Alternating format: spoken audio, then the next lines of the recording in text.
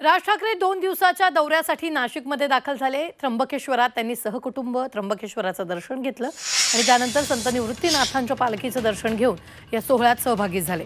तर राज ठाकरे यांच्या दौऱ्यात पदाधिकाऱ्यांच्या भेटीगाठी आणि महत्त्वाची चर्चा होणार असून आगामी विधानसभेच्या दृष्टीने राज ठाकरे नाशिक विधानसभेचा अंदाज जाणून घेऊन कार्यकर्त्यांना तयारीला लागण्याचे आदेश देण्याची शक्यता आहे। आपण पाहतो राज ठाकरेंनी त्र्यंबकेश्वराचं दर्शन यावेळी घेतलेलं आहे। संत निवृत्तीनाथ महाराजांची आरती देखील त्यांनी यावेळी केलेली आहे।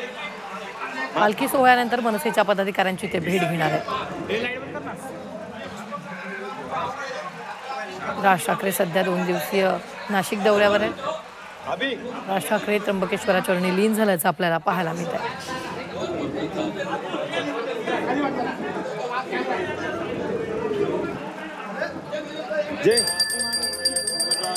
आरती देखील त्यांनी यावेळी केलेली आहे।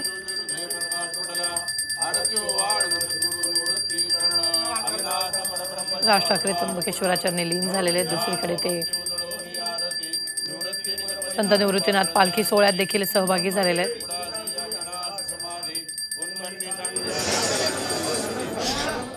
ही अत्यंत महत्त्वाची 2 दृश्य आपण पाहतोय। त्र्यंबकेश्वराचरणी ते लीन झाले। दुसरीकडे संत निवृत्तीनाथ महाराजांची आरती देखील त्यांनी यावेळी केल्याचं आपल्याला पाहायला मिळतंय।